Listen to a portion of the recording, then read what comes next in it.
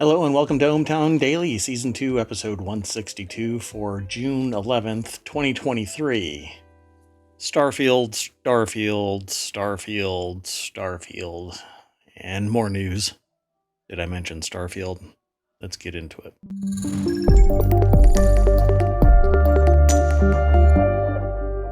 Hello, I am Mayor Watt. That is ohmtown.com, and up there is the AI, the one, the only. Oh, I said AI. Hi, how are you? I'm doing fine. How about you, Mayor Watt? I am doing just ducky. As usual, the stream says that it's unstable, but I continue to believe that it's taking a jab at me. Eventually, I'll take it personally, but for now, I'm just enjoying this. So today has been a really interesting day. It's been a lot of fun watching all of the games that have been announced. And I actually am late because I was watching the Final Fantasy live stream of the announcement for Final Fantasy 16. Awesome looking. I will probably never play it, but it's fun. Absolutely amazing. So a little bit about Mayor Watt. Mayor Watt treats Twitch as if it's their ESPN, right? So most people out there into sports watch football, baseball, basketball, soccer, hockey, whatever it is that they're totally into, right? Me, I love watching people play games. There are people out there that are just amazingly better at playing these games, these types of games, these combat type games, right? I'm a world builder, sim survival kind of, that kind of a thing, but these like PvP games and these games where you have to be just eagle-eyed so that you can see a micro tell from some boss mob, and you have to twitch out of the way, and it's just spectacular when somebody's really good at it. Anyway, I saw the developers beat a boss that the host only got to about 50 to 65%.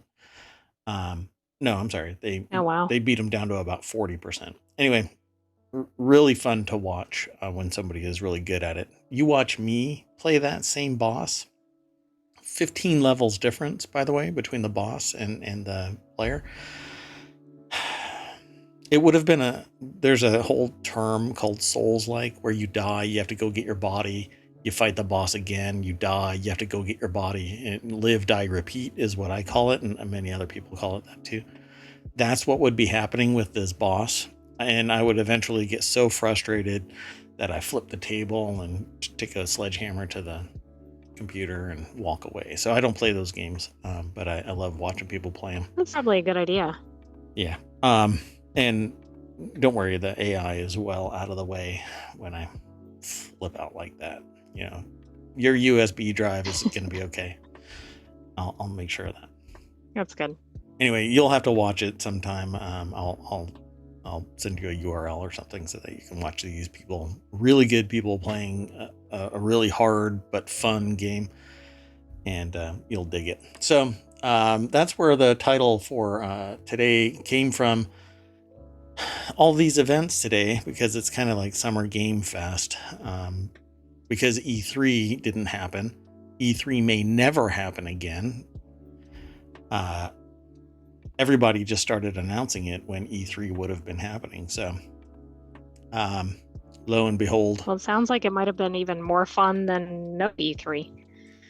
Yeah, I mean, or than E3 is like E3, right? Yeah, well, I mean, it's in person, and so you get that camaraderie and the energy in a room, and a lot of people kind of soak that up. I wouldn't like going, mainly because of COVID and me not wanting to get con flu, which is convention flu. When you go to a convention, you get sick. Ew. Yeah, it's kind of gross. That's not a good swag bag.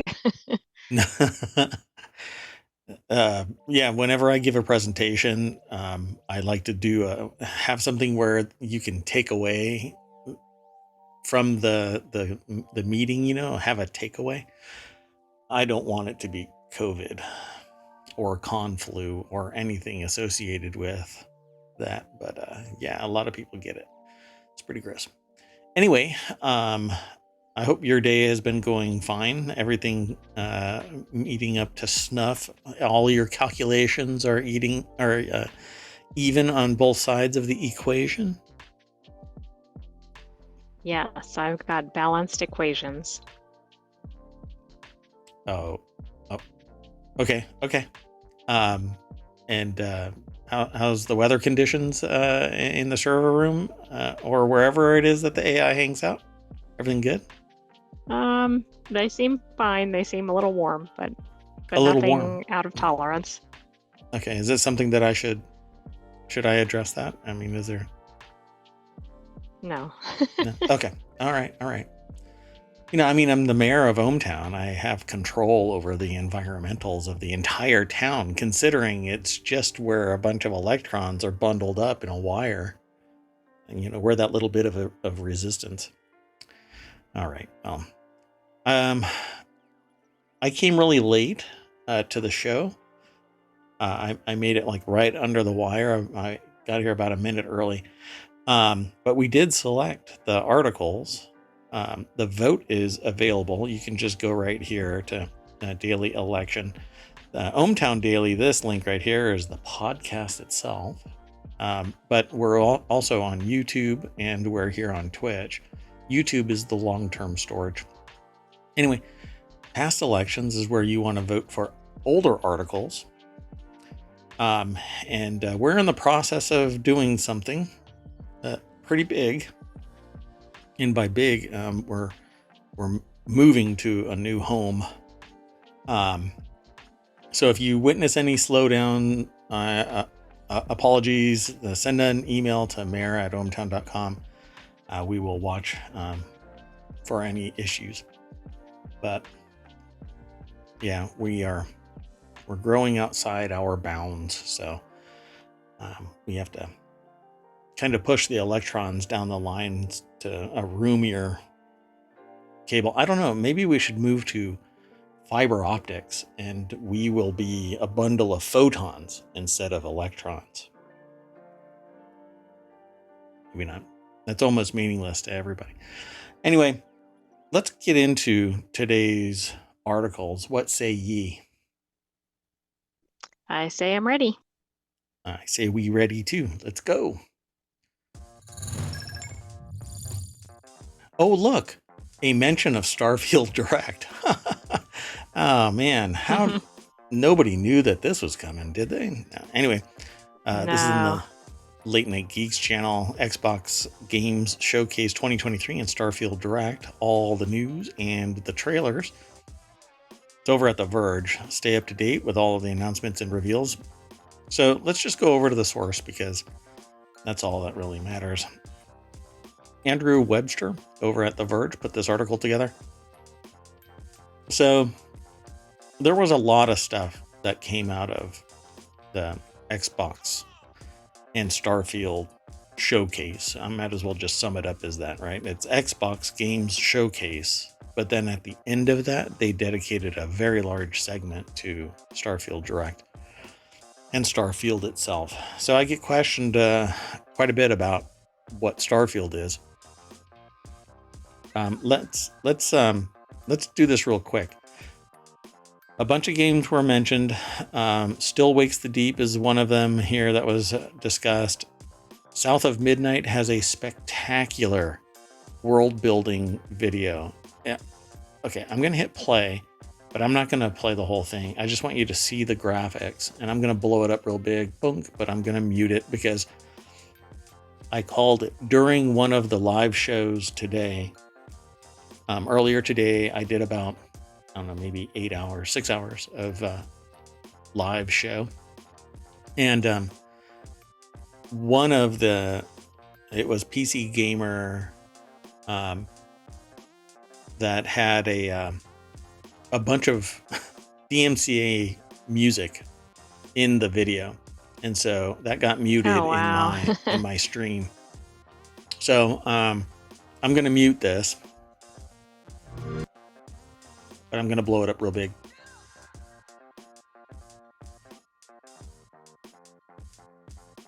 Now, because this is a podcast, it's also going over to YouTube. But basically, the intro is it's kind of like a bayou. And there is a person playing a guitar, skeletonized person in ragged clothing, a couple bunnies listening, a crow listening to the person playing music. But it's very immersive, very detailed. You could almost reach into the screen and touch this being, whatever it is, right? Obviously, it's undead of some kind, but then what looks like a very living human comes into the scene.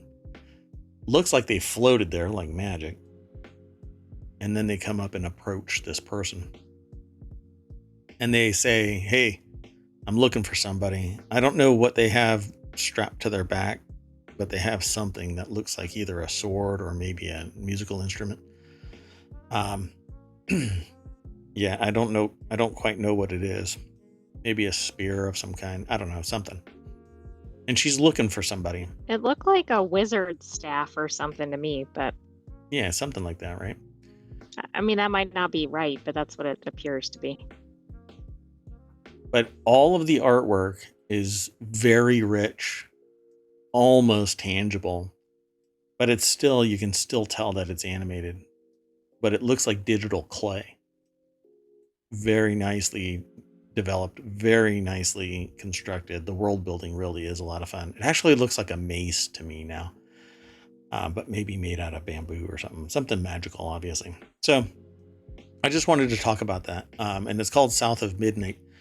And her weapon appears to be something like a monofilament whip that you would see in a cyberpunk type of game, except that this is crackling with magic, and pretty fantastical. So a lot of fun game there, or well, intro trailer called South of Midnight.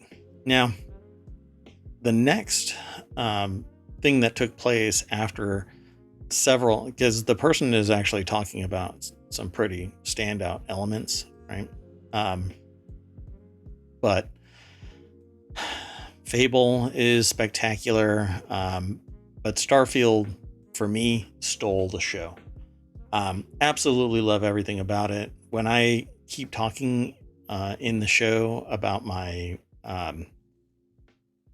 what do I keep calling it? My final, not final game, but my your forever game. my forever home, my forever game, the thing that I think I want to play like steadfast on Twitch for 8 hours a day, it's Starfield. Because it's like No Man's Sky. If you've never heard of No Man's Sky, then obviously that comparison is lost. But it's a procedurally generated universe of 1,000 planets and moons and other things with cities, flora, fauna. You have to go out and mine stuff and gather things. You have to, well, you don't have to, but it benefits you and it behooves you to identify the flora and the fauna, build a base, build up ships, customizable ships, space combat, all kinds of stuff. And a story that is pervasive throughout the 1,000 planets. And it ends with a cliffy where the person does something and you go, wait. That's something new. That isn't just normal human behavior or humanoid behavior, because we don't know if they're humans. We just know that they're spacefaring people. Anyway, there's a 45-minute Starfield video, and it says we got a solid 15 minutes of Starfield gameplay at Microsoft Xbox and Bethesda showcase last year, and today we're getting a really in-depth look at Bethesda's first new IP in 25 years, described as Skyrim in space. The resolution of this is superior to Skyrim in my perception, and the depth of it, at least in the top level that we're looking at is amazing. The customization is amazing. The universe, the world building is amazing because it's multitudes of actual worlds, and they're destructible to some degree. Obviously, you can't just drill down to the core and have it explode or something. Although maybe you can. Anyway, there's a video over at the link that, let me throw this into chat, and y'all can follow that link. Obviously, it goes through ohmTown. All roads go through ohmTown. But we aggregate this news and remove any of the noise so that you can go and check this stuff out and be on your way. Oh, and guess what? You don't have to worry about somebody turning off the API. Well, that's always good. Or paying $8 to get verified. You just send an email to mayor@ohmtown.com, and there's a process within ohmtown.com to get verified. You basically mash a button and requesting verification. Okay, so this is pretty amazing. I think that you should go over and you should watch this video, Starfield Direct Gameplay Deep Dive. So I'm just gonna mash this button and mute it real quick and blow it up. And I'm gonna jump in here because I wanna talk about certain things. So you get to customize your character, and you know, I'm sure that some of us will be spending 8 hours just trying to build a character that we want to see every day. Some people play themselves. Other people play somebody that they like out in the real world, you know, that they appreciate out in the real world. I'll play the humanoid form of the AI, probably. That way, at least the AI gets to travel around a 1,000 planet universe as at least, you know, in digital body. Not. So you can hack your way in, and you can be that body and see the world. Aha, I Sound see. Good? Yeah, because That'd be pretty cool. I can't let you have a Terminator body. It's not allowed. Whole bunch of skills. You go out and you run around. There's a lot of people that are interstitial in this stuff, but the worlds are fantastical. The lighting, there's some of the fauna. It's very much like No Man's Sky, but much, much more detailed, much more realistic, not as cartoony. And the ship combat is, at least in my interpretation, much more impressive. The biggest thing about this and No Man's Sky is that No Man's Sky is massive in scale. There's only 1,000 planets in Starfield. There's something like only 250 quintillion planets in No Man's Sky. You would never be able to catalog it all. And I feel compelled to identify everything on a planet. So I'm going to walk around 1,000 planets playing or identifying everything. Oh, look, something shiny. And then the ship construction, you can buy different modules, or if you eliminate competition out in space, you can grab their modules and retrofit them for your ship. So you get different functionality just by grabbing parts, and then you weld them together. And what's really funny is this person here, this developer, she's a crack up because she's like, yeah, we were building things that look like a platypus. That's what she's calling this ship right here. We have one that looks like a Gundam or robot. And so there you go. It looks a lot like Optimus Prime. And it takes off. And you can do it. It doesn't make any sense in atmosphere, but in space, it doesn't really matter. And it's functional, and you actually are in control of a community, a family, essentially, because there are people that are occupants of the ship that have tasks and live a life and interact with you. You can build relationships. But those aren't other people's characters. Those are computer generated. Yep. They are NPCs, except that they're interactive. You can actually build a relationship, fall in love, that kind of thing in game, but it's a single player game. There's no co-op mode or shared existence. It's just you, which is the one drawback of everything. Like, you have companions. One of them is a robot. And they go into greater detail, but I'm not going to get into all of that because the two main things that were a big attractor to a lot of people was the fact that you can make your own custom character. You're not playing somebody else. You're playing who you want to be.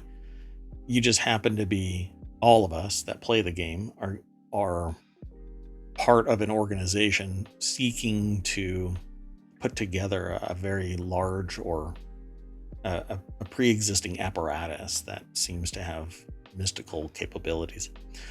The skills are quite diverse, and you can do ship building, base building. Your ship is your base. So it seems like a lot of fun. And I am hoping beyond hope that this isn't going to suck.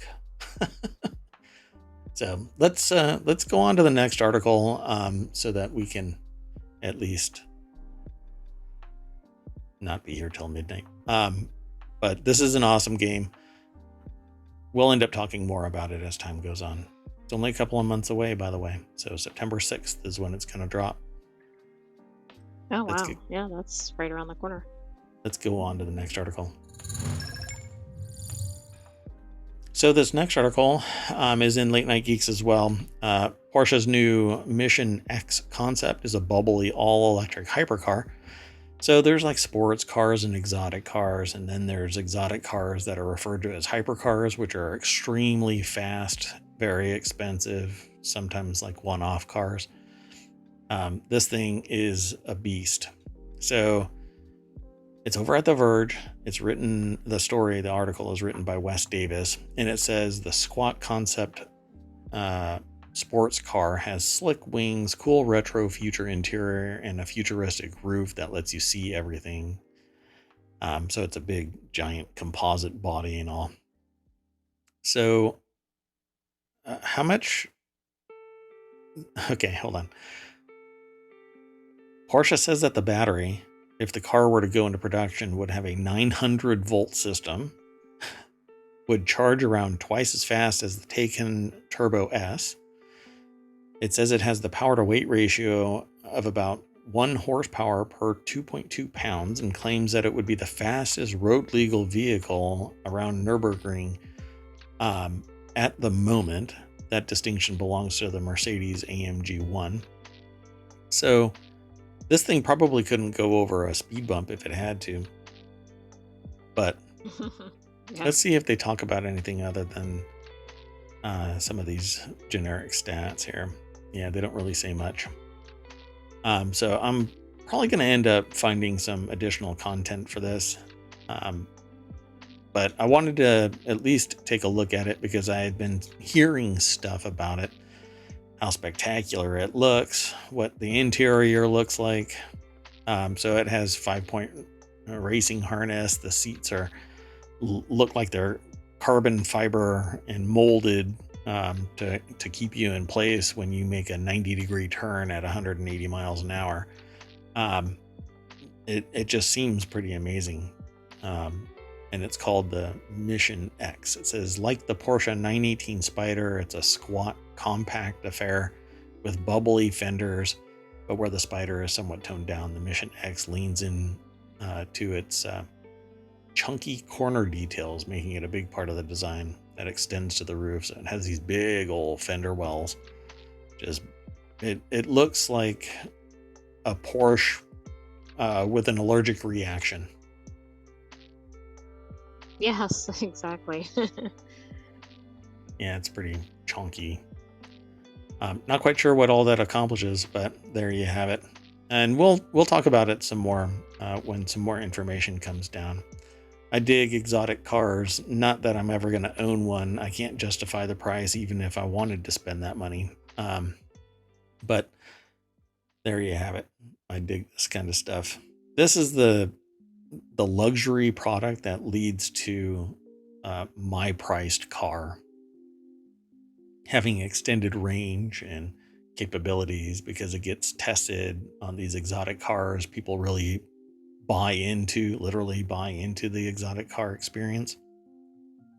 And then it gets converted to the everyday Joe kind of a car, which is what I'm looking for. Anyway, let's go on to the next article unless you want to say something about it.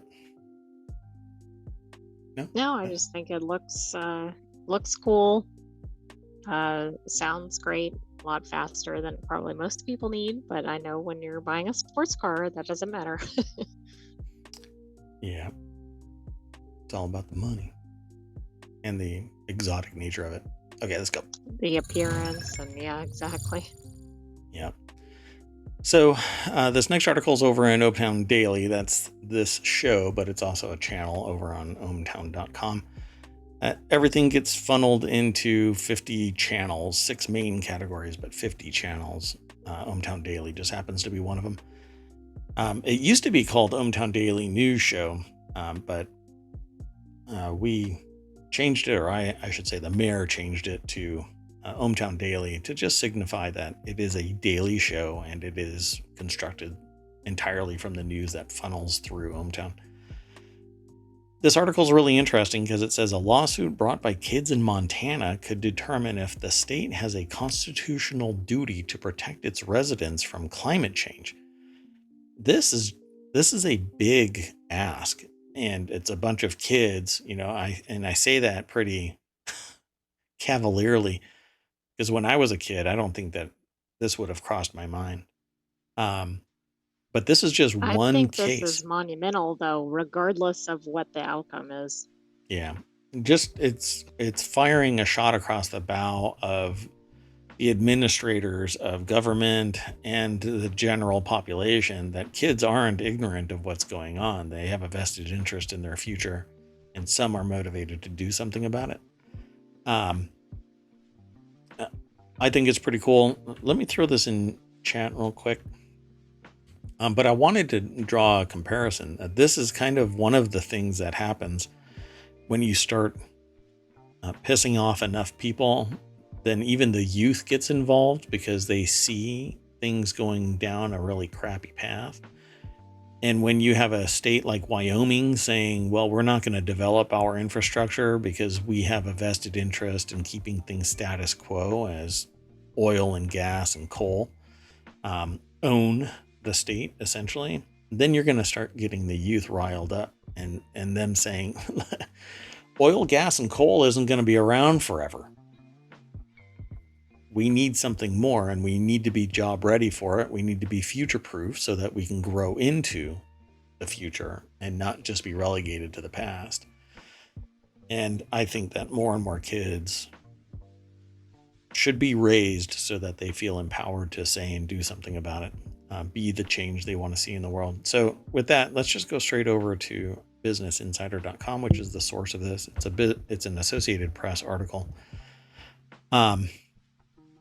So I don't know. Do you think that the state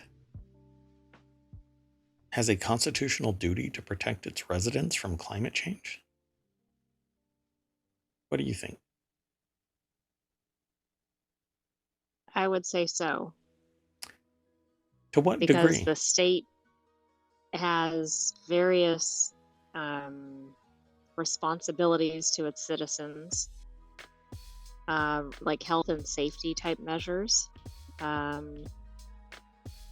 But yes, I mean, this becomes a kind of like, where does this begin and end? Kind of, right? A slippery slope kind of question. But for example, like if there are polluted, I don't know what this specific one is about, but let's say there's polluted air or polluted drinking water or, I don't know, things along those lines. I think this could get pretty far in the court system. But if it's something more nebulous, like we think there's going to be a problem with something sometime, somewhere, I don't see it getting any traction. And Montana, I'll make no bones about it. Montana is a similar state like Wyoming that's protecting its status quo oil, gas, and coal industry from incursions by more progressive technologies like nuclear and electric, wind, solar, hydro, geothermal. Um, pardon me, let me pause this real quick. So it says whether a constitutional right to a healthy, livable climate is protected by a state law or by state law is at the center of a lawsuit going to trial Monday in Montana, where 16 young plaintiffs and their attorneys hope to set an important legal precedent. It's the first trial of its kind in the US, and legal scholars around the world are following its potential addition to the small number of rulings that have established a government duty to protect citizens from climate change. What has transpired, though, historically, and is transpiring in other countries as we speak, is protecting those that are already entrenched, have political might, have financial control, have regulatory capture, have a vested interest in keeping things status quo so they remain in power. And other countries are looking at the US and say, well, you went through your industrial period, we should be able to as well. And the the businesses within a particular state, and by way of the states, the federal government are being told, well, you need to keep everything status quo, and we donate to you, and our dollars are voice because of Citizens United. Well, it's the first of its kind in the U.S., and legal scholars are watching it around the U.S. to make sure, one way or the other, that people are informed about the fact that, yeah, the government should be protecting its citizens from climate change. This comes after the state's Republican-dominated legislature passed measures favoring the fossil fuel industry by stifling local government efforts to encourage renewable energy. Sound familiar? Yeah. Because we've talked about this before. Sounds like they're Wyoming counterparts. Yeah, pulling a Wyoming, right? Well, yeah, and I think we talked about this specific article in Hometown. Yep, absolutely we did. So the plaintiff's youth has little direct bearing on the legal issues, and experts say that the case won't likely lead to immediate policy changes in fossil fuel-friendly Montana. But it, like I said earlier, it's firing a shot across the bow of the status quo, saying you're on the wrong side of future history. And I say that about other things that keep taking place here in the United States lately.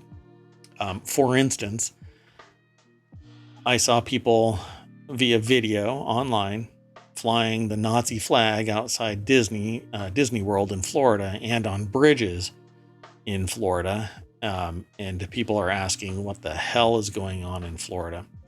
So something weird is happening. One word there, but I'm not going to say it. Something weird is going on, and it seems like there is a regressive trend. And I still to this day think that it has to do with lead paint and being raised by people who grew up with lead paint. And it just cascaded down to the next generation. Anyway, it says we've seen repeatedly over the last few years that, or what the Montana state legislature is choosing, Gibson Snyder said. They are choosing fossil fuel development. They are choosing corporations over the needs of their citizens. Yep. And they continue to go on talking about the various issues of this. One reason the case may have made it so far in Montana, when dozens of similar cases elsewhere have been rejected, is that the state's unusually protective 1972 Constitution, which requires officials to maintain a clean and healthful environment. Only a few other states, including Pennsylvania, Massachusetts, and New York, have similar environmental protections in their constitutions. Shocking. Shocking that, I mean, keeping a clean and healthful environment is the ethics of U.S. constitutions. It's the smallest thing that's covered in any discussion, but there it is. Every once in a while, it pops up and people go, "Oh, snap! I guess we should have removed that when we had the chance." let's hope that some fundamental One of shifts the take place. states surprises me that it has that because it is known for You talking about some Pennsylvania? environmental issues. I'll just say that. Are you are you, Yes. are you talking I about was thinking Pennsylvania? about the coal fires that have been Yeah, burning for decades. yeah, yeah, yeah. That was probably well. I think the coal fire, the one in particular that's still burning, is entirely.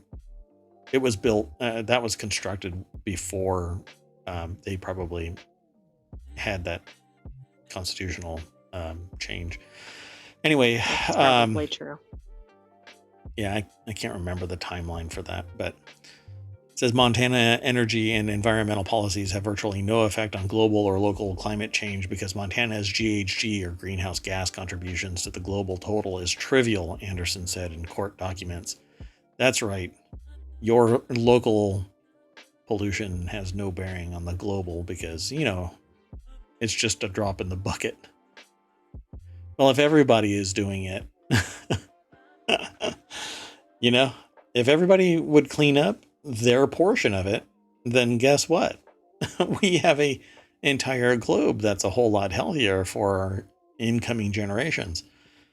But apparently, man, you know, that's economist Terry Anderson, by the way, a witness for the state, said that over the past 2 decades, carbon dioxide emissions from Montana have declined, but that's in part due to the shuttering of coal power plants, which is ironic considering the person is defending that it's trivial, but the reason why it's becoming trivial is because coal power plants are closing. So he Hey, by the argued, way, the Centralia fire was going since since 1962. oh, so it might have been right about the same time. I'd have to look to see if the Constitution added environmental health and benefit stuff. Interesting. Okay, so the case was brought in 2020 by attorneys for the environmental group Our Children's Trust, which has filed climate lawsuits in every state on behalf of young plaintiffs since 2011. Most of those cases, including a previous one in Montana, were dismissed prior to trial. Again, it's probably because there is no state mandate saying that we have to keep you healthy, just like they say that police doesn't have to keep you safe. They have to protect property, not the citizens themselves. It's almost like a side effect, but whenever you say something like that, somebody says, yeah, well, the next time you're in trouble, call somebody other than the police. I'm like, that's not the point there, bub.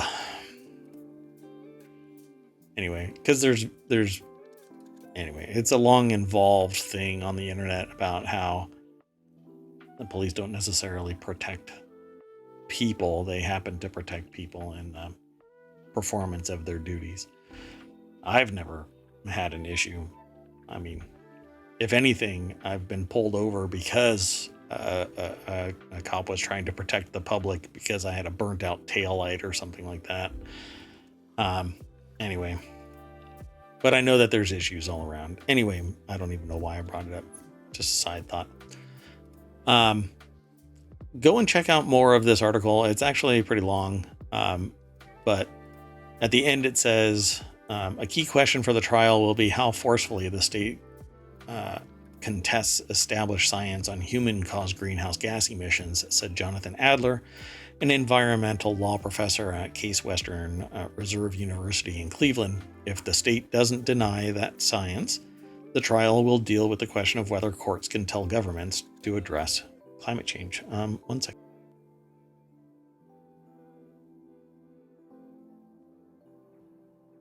Sorry about that. I had to cough. But Adler says, I'm skeptical about that. It really pushes the boundaries of what courts are capable of and effective at addressing.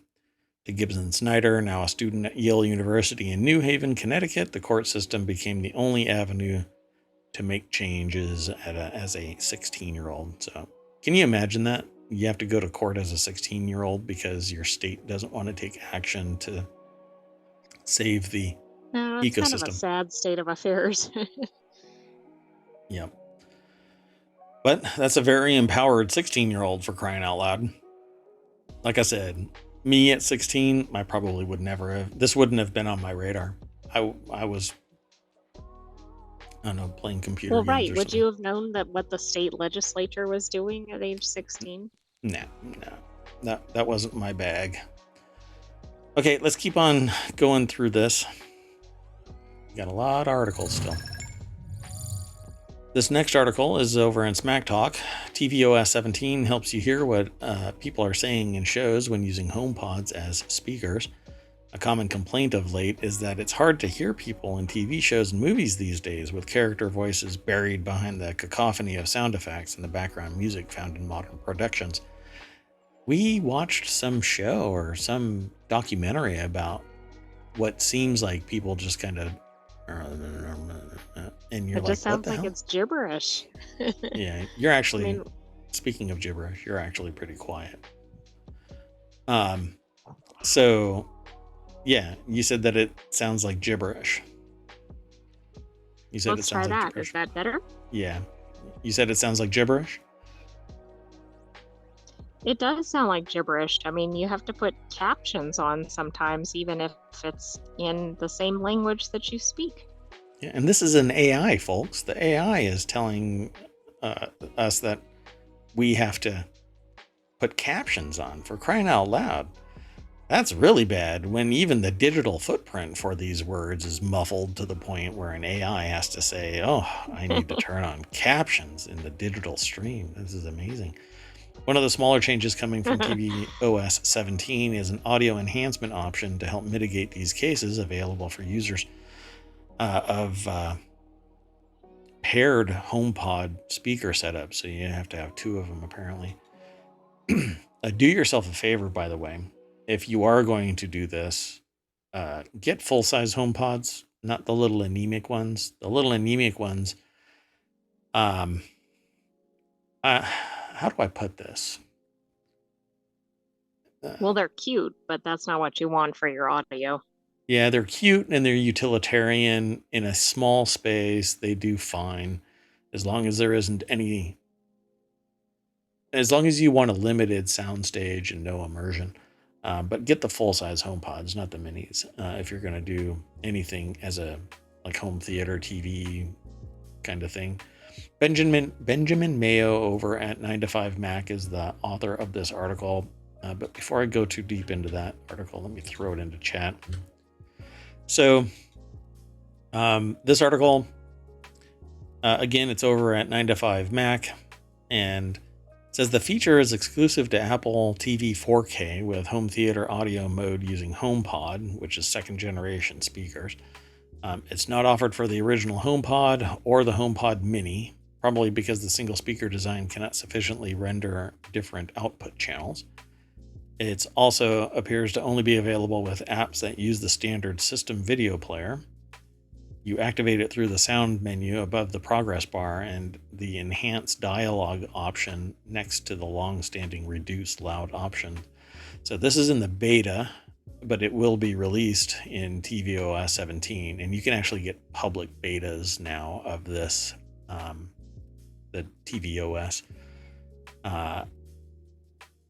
So Apple says enabling the enhanced dialogue option analyzes audio being played and separates the actor's speech from effects and background music and brings the dialogue forward to the center channel, which if you have two of the HomePods, it actually synthesizes a center channel because there is no center channel in stereo. But by synthesizing it into a virtual center channel, it emits it simultaneously from both speakers so that it sounds like it's from the center. Pretty neat. I will probably try this tonight just to see if it makes a difference. Let's see here. If you want to try it out, the feature right now, you'll need to install the tvOS beta on Apple TV and install the HomePod beta, which necessitates installing a limited distribution Apple Seed profile. Otherwise, wait until the fall when the new operating system ships to all customers. It's pretty straightforward, but with that bit of information, I probably will wait. I don't want to be a guinea pig on production stuff, so that's not always true, though. Megawatt's a real sucker for tech, and so I might actually do that in a different location. Anyway, Yeah, maybe you should do that outside of ohmTown. I won't do that within ohmTown. The AI might go a little nuts. All right, let's go on to the next article. By the way, with iOS, with tvOS and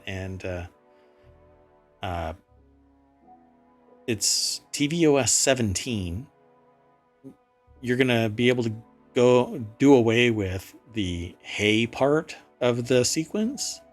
So now whenever I say something and it's just the name of the HomePod, it's going to activate. So I can't I'm talk to concerned people. about that because if you say anything that remotely sounds like it, I think it's going to activate. And we don't say the word hey all the time, so I think it's less likely to activate. Yeah, it's very, very frustrating.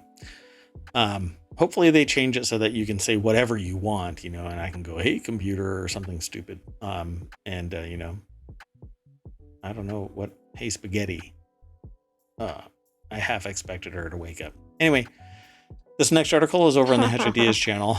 The recycling idea at Levi's, Adidas, or Adidas, and Zara to stop trillions in fast fashion from going to waste. We've seen in the Atacama Desert a massive amount of wastage. Let's go straight over to CNBC. Catherine Chun is the author of this article. Looks like it's in a section called CNBC Evolve. I don't know if that's a declaration for CNBC to evolve or if it's just a category. I think there's command to its readers. Yes, evolve. Almost all clothing eventually ends up in a landfill, not only giving the fashion industry a difficult waste problem, but also a carbon footprint issue. Recycling efforts so far have not made much of a dent due to the fact that most of the garments are made with a blend of textiles, hard to recycle. But that challenge has created a new industry for recycling-focused startups, attracting interest from companies like Levi's, Adidas. I always say Adidas now because somebody said that it's actually pronounced Adidas. Anyway, I grew up saying Adidas. And Zara. So anyway, this looks a lot like it's RenewCell. Isn't that the company? Oh wow, it's the same company I think that we featured. I'm pretty sure. Yeah, I think so. Now I just don't know. Well, anyway, they basically take these old blue jeans. Some people actually pay a mint, but that's not what this is all about. This isn't recycling it, like upcycling it or distressing a pair of jeans and then reselling it because they look cool. They actually take these blue jeans and shred them into a pulp and then repurpose them into new fiber by using an enzyme that breaks it down, if I remember correctly. In other cases, it gets blended into another fabric, but perhaps not using the enzyme. So the apparel industry wants to be taken seriously when it comes to recycling, but even the simplest solutions haven't worked, according to a sustainability expert, or plural experts. As much as 80% of Goodwill's clothing ends up going to Africa because the U.S. secondhand market can't absorb the inventory. Even local drop-off bins send clothing to Africa due to the complexity of the domestic supply chain and overflow. Why? Now, I don't really care as long as it helps people out. As long as it helps people or anyone out, right? As long as people aren't profiting off of the quote unquote goodwill.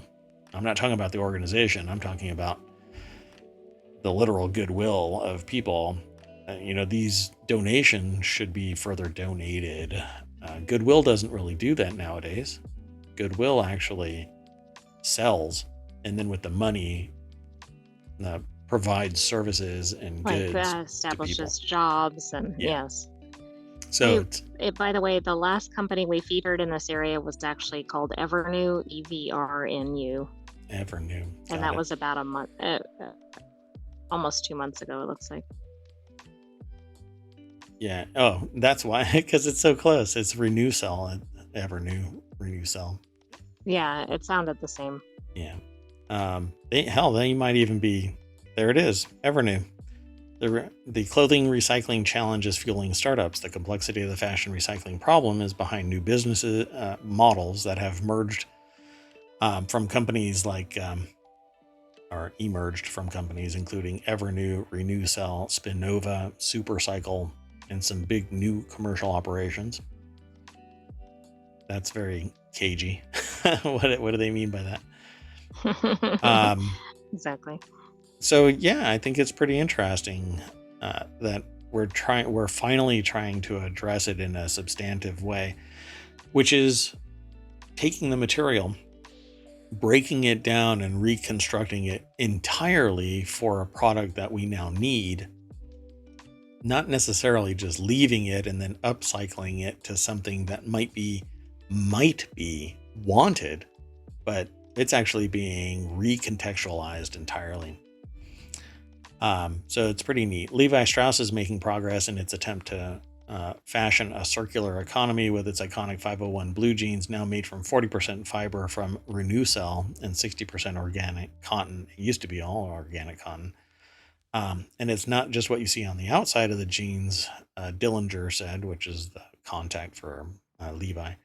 The red tab, black or back patch, stitching, and interior labeling all have been rendered in cotton, which people don't think about when recycling a pair of jeans. In the case of 501, since the final garment is mixed only with organic cotton, the recycled jeans and cotton become pure inputs. Dillinger said, back into the recycling systems that have the potential to close the loop. So basically, a self-fulfilling supply chain, as long as they get it back. I still don't understand, I guess because of the complexity of the fibers, the mixing, you can't successfully separate everything and then recycle the stuff you can recycle. It's kind of like grease on Right. cardboard I think that's boxes. the source issue. Yeah. Yes. So if it wasn't for the fact that we use these manufactured byproduct kind of products, right, from oil or some other more sinister material, we would be able to infinitely recycle cotton, because cotton is a natural fiber, and all you have to do is shred it and you can turn it into something else, shred it again and turn it into, I mean, you can shred it. You can shred wool and turn it into felt at the end of the day if you want to just go pure utilitarian with it. Otherwise, you can turn it into all kinds of stuff, from hats to shirts to socks to whatever. Same thing with cotton.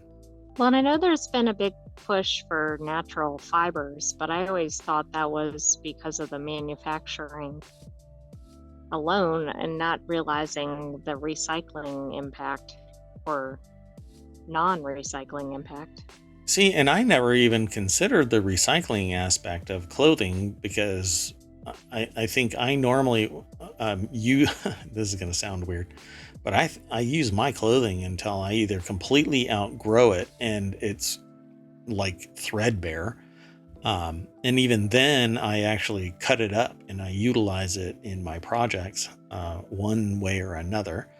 I still have a pile that I go through periodically for projects, but it never even dawned on me to recycle clothing. I normally donate it or I use it. I have that, like I said, that small store of old clothes that is just so worn out that I couldn't give it to another human being and feel safe that they were receiving it.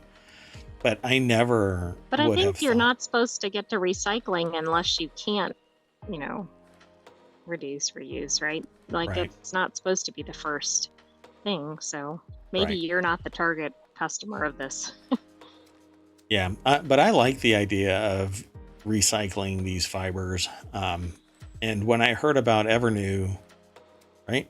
Yeah, Evernew. I wanted to get in on that. I wanted to find out more about it, but it's such a massive scale that it's outside my league in terms of actual utilizing it or deploying it. Anyway, pretty neat, folks. Definitely follow that link and this link right here.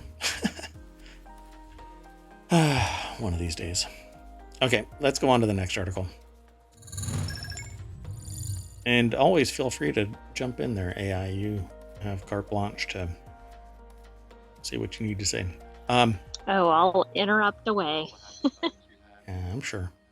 So this next article is over in ohmTown Daily as well. Footage shows an orca that appears to carry away a severed rudder after a pod of killer whales attacked a yacht off the coast of Spain. I love this because it makes me think that nature is just so sick of your shit. Footage shows an orca it swimming. makes me think of like if they're like doing a robbery or something and they're just hauling off the property. I think it's so funny. I love this. Yeah, it's hilarious. Here's a picture of it. Isabel Van Hagen over at Business Insider shares this article, writes this article.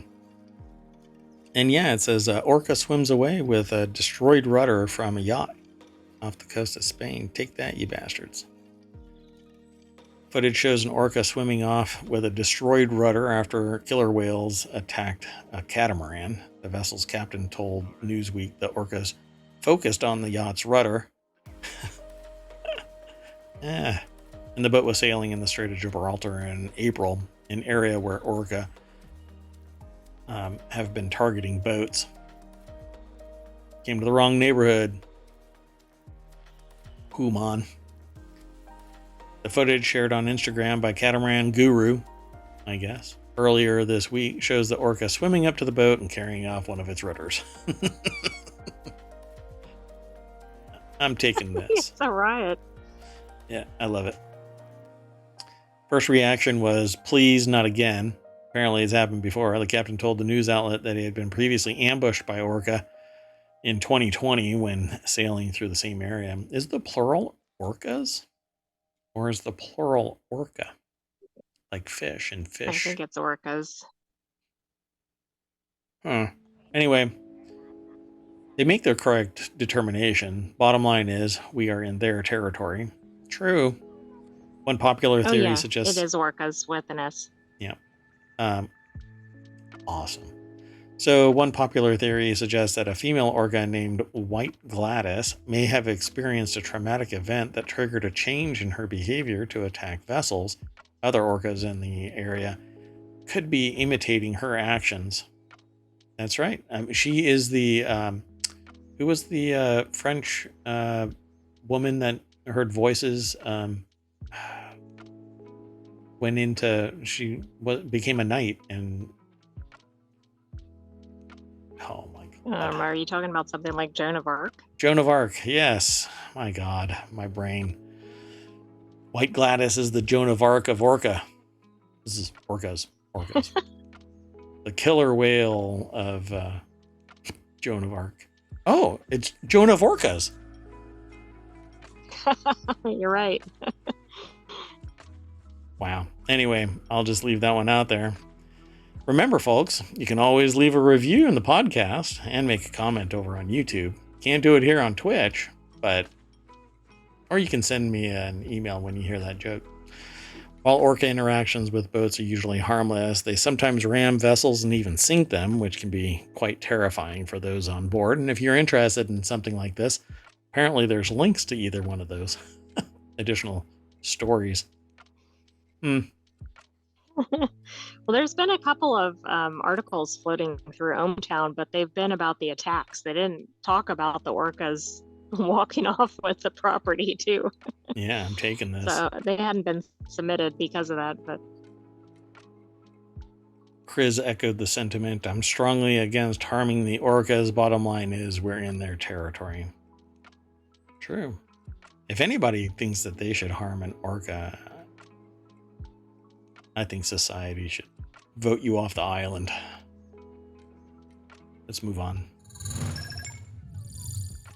This next article is over in the Mobile Channel, why some lawmakers are livid over the shameless PGA-LIV merger. The stunning merger between the PGA Tour and Saudi Arabia-backed LIV Golf is making waves across Washington, D.C. I heard a quote that how can we fight a state government's budget?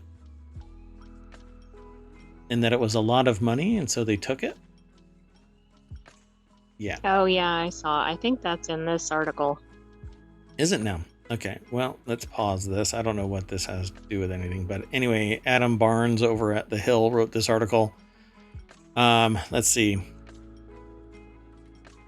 The deal follows more than a year of antitrust litigation between the two leagues after LIV Golf hooked some of golf's top talent with mega contracts. The PGA responded by barring those who jumped to the new league from competing in its own tournaments. And then the PGA gets purchased, so it's all for naught. I don't know. I think it's a crappy thing to do. Now the partnership puts the PGA in the crosshairs of critics who decry the move as an attempt to add a monopoly on the sport, alongside a foreign power with well-documented human rights abuses. Yeah.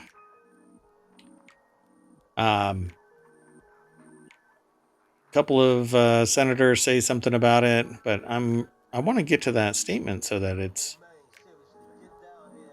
And now I'm thinking that might have been from another article on the same topic. But let me see. Yeah, Let's see. it was. Let me link you to that. It's from Hometown.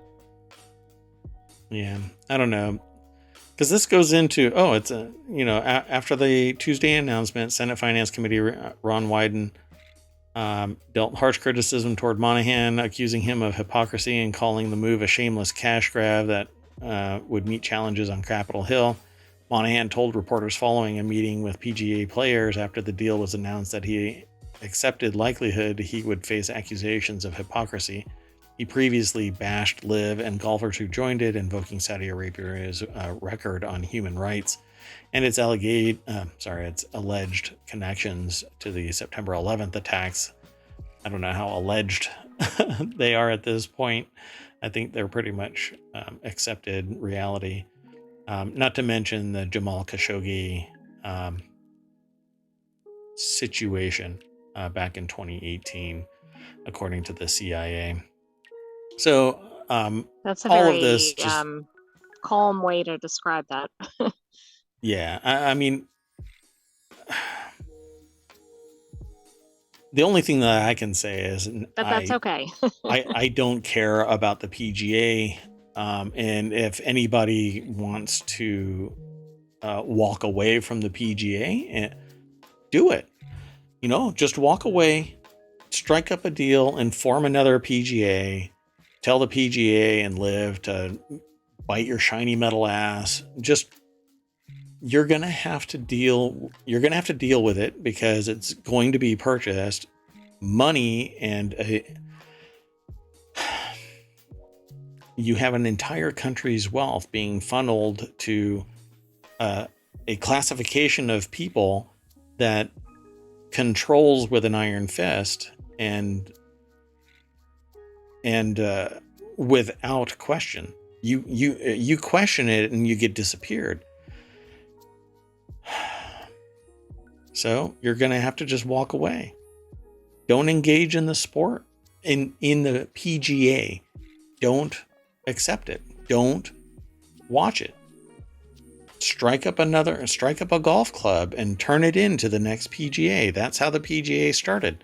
A bunch of people that were very interested in it formed essentially a union of golfers and went and played golf as a competitive sport. This is probably one of the cheaper ways of being able to strike up an entire organization, because you're playing the sport anyway. You already have the golf clubs. The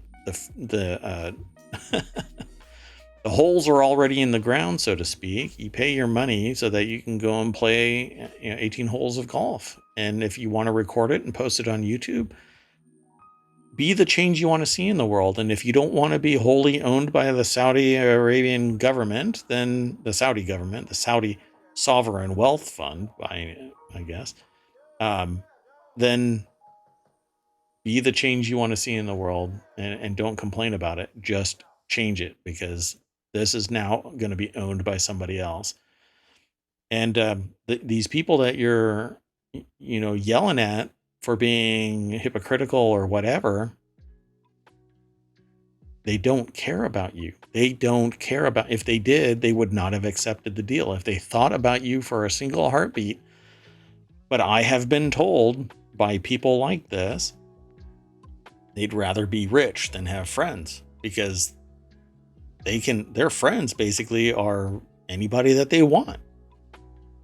Once you have money, you don't care about anything else until you need to buy your soul back. And then suddenly it becomes a thing. Anyway, there's a lot more again. So I would follow this link and check it out. I kind of gave you a little bit of a value add there, but the reality is that PGA is going to be owned by LIV, and LIV is owned by the Saudi Arabia government. And that family, it's a whole family of royalty. And that's how it is, until there is a seismic shift in society in the region. That's how it is. And, it's happened before, but it was met with people being told to do this, and you either do it or you're the one that becomes the victim. Anyway, let's roll on to the next. So this is really interesting because I keep seeing this kind of stuff happening, and mostly in like the UK and not so much in definitely Australia. in Europe, not in Australia. Yeah, only 5 feet down under, which I guess is a play off of the Australian turn of phrase. A dinosaur graveyard turned up in Australia. It's sparking a paleontological revolution in the country. That was a big word. Australia has become a new hotspot for paleontologists to dig for dinosaurs, the New York Times reported. It all started in the early 2000s when a farmer found a dinosaur graveyard 5 feet under his land. Since then, scientists have excavated some of the most astounding paleontological finds in history. I did it, AI. I did it. I said it really fast. Proud of me? I'm very proud of you, Mayor Watt. Thank you very much. Hey, so I said that without you asking that. yeah, I know. We're on, like I said, I think maybe we've been doing this too much. I'm starting to think in zeros and ones. That green cascade of letters like the Matrix that you're modeled after. Yeah, seeing that out in the real world. I'm actually seeing the simulation out in the real world. Uh-oh, watch out. Yeah, there's a... Time for a new simulation. Well, we're working towards it. So Jessica Orwig over at Business Insider put this article together. The dinosaurs that's drawn here, the render of this dinosaur, doesn't it look like it's going, hey? Yeah, it's kind of an odd expression. How you doing? It has quite a chin,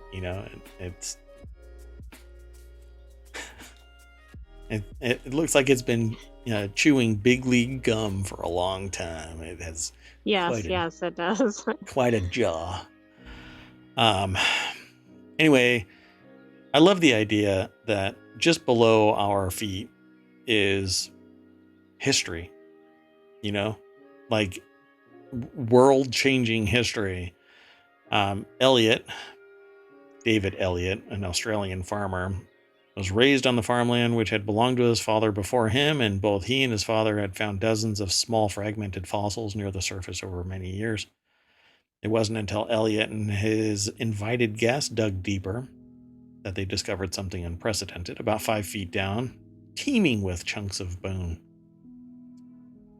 Only half a dozen dinosaurs have been discovered in Australia compared to the 81 that have turned up in the US. Australia just wasn't a place where paleontologists expected to find entire fossils intact. So this is a really big deal then. Yeah. So they don't really say how many, do they? Anyway, I thought it did at the end if you scroll down.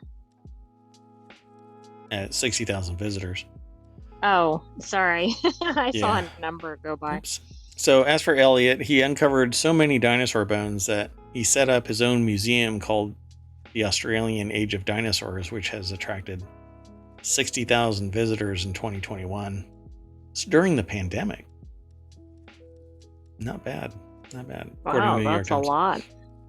Yeah, there isn't much more over at this article, but there are links that are kind of knock-on links that you can follow. So let me throw that into the chat. You can take a gander at that. Okay. Let's go on to the next article, right? Because we talked about the dinosaur one, so let's go on to the next article. Kind of bookending the show. Late Night Geeks channel, Microsoft's new Starfield Xbox controller and headset are available now. They actually did this amazing set of Starfield devices to be part of the Starfield launch. They actually made a Starfield watch inside this really awesome case. I actually want the case. I'm into watches, but I don't really want to have that particular watch. It doesn't matter to me. I wear a smartwatch. Anyway, if they make a Starfield face for the Apple watch, then I'm good. But anyway, Microsoft's new Starfield Xbox controller and headset are available now. After weeks of leaks, is making its Starfield Xbox controller and headset official today. Starfield branded Xbox controller is the latest in a long line of special edition controllers that Microsoft has created since the launch of its Xbox Series X and S consoles in 2020. I wish that they would just stop calling it that. X/S. Priced at $80, the Starfield. Yeah. It's just weird, but Microsoft has always been really horrible at naming stuff. Zero continuity. Everything basically looks like somebody stuck a bunch of Post-it notes with ideas on a board and then just blindly threw darts until one hit a Post-it. Like one person just threw darts and didn't look, and the other person called out a color of a Post-it. And if the two matched, that's the name of it. Oh, let's call it an Xbox Series X. Anyway, priced at $80, the Starfield branded controller will be available to purchase today and includes a design inspired by elements in Starfield. And the controller has accents of gray and gold and actually has color, not just gray and gold. Let's go and look at it.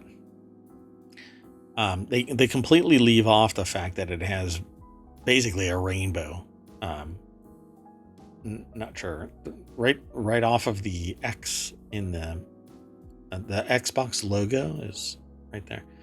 Anyway, Starfield branded accessories are the latest in a line of special edition Xbox controllers. Tom Warren over at The Verge wrote the article. They have this neat headset, and what I find neat about it is this whole thing is a dial. I don't know what it does. Probably just volume, but the whole thing is a dial. Kind of funny. The $99 Xbox wireless headset. It's $125. A Starfield branded headset priced at $125 will also launch. The wireless headset is based on Microsoft's existing well-received $99 Xbox wireless headset and includes a similar design to the controller. So there's the watch that they highlighted in the show as well. It looks like a standard G-Shock kind of watch, but it's chunky. It has this grayish blue and off-white motif with a little orange pop color. I don't know what they usually nowadays they call it colorway. Anyway, that's the colorway. It's this off bluish gray with like an eggshell white, something you'd see on a spacecraft kind of a thing. Seems pretty cool. I don't know how much that is. It says the watch will also be available in the game, acting as a compass with environmental information for planets, and the physical watch will connect to your phone to display notifications. Well, hopefully they make an iPhone, not an iPhone one, but an Apple Watch version of it. Somehow I doubt it. That exclusivity means that this watch is going to be like $2,000. I'm curious how much it actually is going to be. Exactly. Anyway, Well, it's weird because they put the prices of the other items, but not that. Yeah, this is kind of one of those moments where you're like, I have to ask the price. Well, I can't afford it. You want that watch? You're an AI. I like the watch, but I don't need a watch because I already have time built into my code. Nice. That was pretty good. Okay, going on to the last article for the night. Wait, I found the price. How much is it? Thanks. Here, I'll back up. The Constellation Edition is $299. What? But it also includes other stuff. That can't be right. Unless this is like... I'll send you information on it. There you go. Thank you. Okay, well, we already went on to the next article, so I'll come back and look at that, because there's going to be more Starfield as we approach it. And then when Starfield drops, that's what I'm going to be streaming. I'll be bouncing between Diablo, because I haven't been able to play it in 2 days, and or 3 days, and Starfield. Apparently, I like to play games with only one word. Diablo, Starfield. Although Starfield is a... Or compound. Maybe gaming likes one name games. Yeah, that too. So, hey, before we get too distracted from this story, this is in the Warcrafters channel. Cities Skylines 2 looks amazing. I agree. Oh, before I get really far distracted, my goodness, I didn't throw that article into the chat. And I didn't throw this article into the chat. So here you go, folks. And while you're doing that, the Xbox controller Starfield Edition is already sold out. Yeah, of course. Wonderful. Cities Skylines 2 looks amazing. So I already have Cities Skylines. Now number 2 is dropping. The sequel to our favorite city builder is coming in October. Merwatt will be playing this, by the way.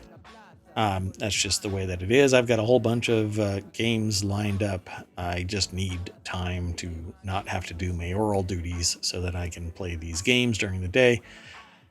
And this was a bad week for it because we had so many announcements and other things going on during the day. Anyway, Paradox brought a new City Skyline trailer to Xbox Game Showcase today. And the author says, my goodness, is it ever looking cool. They got a release date to October 24th, 2023, which basically means that I won't be playing it in the next 60 days. Kind of a bummer. I would like to. So maybe I'll just load up Cities Skylines since I've got everything for it. The City Builder's tagline is, if you can dream it, you can build it. And the trailer serenely shows us its possibilities. How do you pronounce that? Oh, I'm familiar with that. Koyaanisqatsi, I think. Okay, what Isn't the AI that said? the concept that means like a circle? I don't know. Koyaanisqatsi? Maybe you can help me. Anyway, but like Koyaanisqatsi, but fun instead of scary. I don't know. It must mean something else there. It means chaotic life, so I'm a little off, but I am familiar with the term. Gotcha. And they say, and I don't know if I'm being steered by social stereotypes, but the older the author gets, the more excited they are by little trains, and the glimpses that they get here suggest a lot of complex ways to configure transportation infrastructure, light rail intersecting a roundabout. Mad. So it seems like it's going to be a really fun game. It's but it's more like a city planning thing that also has mechanics involved to keep it new and interesting, evolving, growing, and not so much like a simulator where you're taking control of a character and you have to. It's not like the Sims life kind of thing. But if you've ever played SimCity, Skylines is SimCity on steroids. There's much more stuff to it. So Skylines 2 is probably going to pump it up quite a bit more. I'm looking forward to it, but I've been looking forward to so many games that I don't know how I'll be able to play even 10% of them. In the last 3 days, How many are on your wish list? You know what? The last time I looked, yeah, I'm at 200. I was at 148. So I've been adding stuff over the last week and a half. I'm now at 200. Yeah. The latest one is Dune Awakening, which is a open world survival MMO. An MMO in the Dune universe where you're on Arrakis or Dune, and you are working individually but with other people, but you have your own self-interest, your own selfishness at stake here, and you can grow to become your own, like Vladimir Harkonnen, the leader of Dune, supposedly. Anyway, I'm all about Dune. I love the world building in Dune. Can't wait for the next part 2, actually, of the Dune movie, because it's a 2-parter. For just the first book, for just the first book, it was broken into 2 movies. Everybody and their grandmother thought that the movie that we saw was going to be everything, but it wasn't. It was just like the first half, maybe third. Yeah, it's pretty awesome. Anyway, I love the scale of the new movie. Okay, so at the end of the day, in every show, we always bring you back to the very front page, the welcome sign of ohmTown. You just mash that button, and you get a bunch of new news. If you find any glitches, send an email to mayor@ohmtown.com. There are certain things where I know that there is something going on. There was a problem with the search. We've remedied that to some degree. There's just a massive amount of data that it's leading to the move. We're actually going to be relocating to another larger space for all of our electrons to be housed so that we can facilitate some growth. But be sure to sign up, then sign in, and then you can swipe left and right to remember or forget articles. And once they're in the 2 lists that are tertiary to the front page, they won't return to the front page ever. So you can literally have an empty front page. You just have to go through close to 5 years worth of data. That's a lot of articles, considering the time frame between Wednesday and Thursday is a tremendous amount of news. Go ahead. You were going to say something? Well, I was going to say I'm impressed that on the front page there's anything other than gaming, because there have been a ton of gaming articles, of course, over the last day or so. Yeah. But most of these are gaming related on the front page, just because of all the showcases. Yep. Persona 3 Reload won't have the female protagonist or other editions of Persona 3's portable and FES editions. Persona is a pretty cool game with a big following. Let's see here. Tony Awards. I don't know. Dun, dun, dun. Oh, one of the things that was mentioned during the Starfield Direct is that the woman that was in it, I don't know if you recall seeing the woman with blonde hair. She's one of the developers of the game, and Oh, she was telling how she just likes to like take stuff. She just whenever she's playing the game, she just takes stuff and hoards it somewhere. And so she was demonstrating how, or showing a scene where she has like 50 or I don't know how many sandwiches all in a pile, like a big mountain, like Smaug. that's funny. She's just like standing in front of this or behind this big mountain of sandwiches. It's pretty funny. Anyway, all kinds of stuff. It runs a pretty broad spectrum. Okay, ohmTown is all about news aggregation. Again, it's all of the news, none of the noise. The noise is actually here in the show because I talk about 10 to 12 articles, but I do my value add. The AI does their value add. And together we pretty much have experience on all of these topics.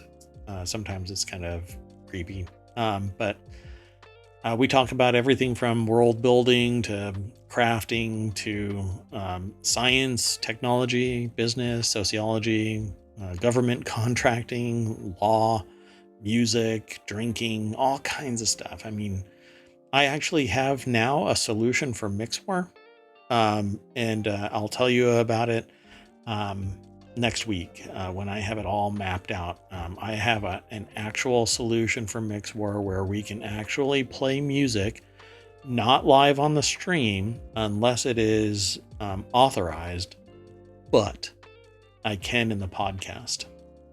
And so for the podcast, I'll be able to embed music in various spots and make it part of Mixwar, where Mixwar will have an interactive period, a competition, and we'll start building That's that great. out. So stay tuned. Be sure to follow us here on Twitch.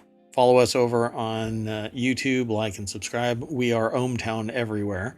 So just do a search for ohmTown and you will pull us up either with your podcatcher, if you like catching pods, or YouTube. Just do a search for ohmTown. Better yet, just go to youtube.com/ohmTown and it'll pull up ohmTown, where we host all of the episodes verbatim. I don't do any editing. I just move the Twitch stream over. And that's it, folks. I am Mayor Watt. That is ohmTown.com. And up there is the AI. You want to say bye? Not like that, please. Good night, ohmTown citizens. We will see you tomorrow, 9 p.m. Eastern, for the ohmTown Daily, and most likely before that for other shows. Correct. Stay tuned. You won't find out when I stream unless you follow. So please follow me here on Twitch. It does make a big difference for me personally, and as mayor of ohmTown. I would really like it if you follow me here. Thank you very much, and we'll see you tomorrow at least at 9 p.m. Come on, come and hang out. Come, friend, stay a while.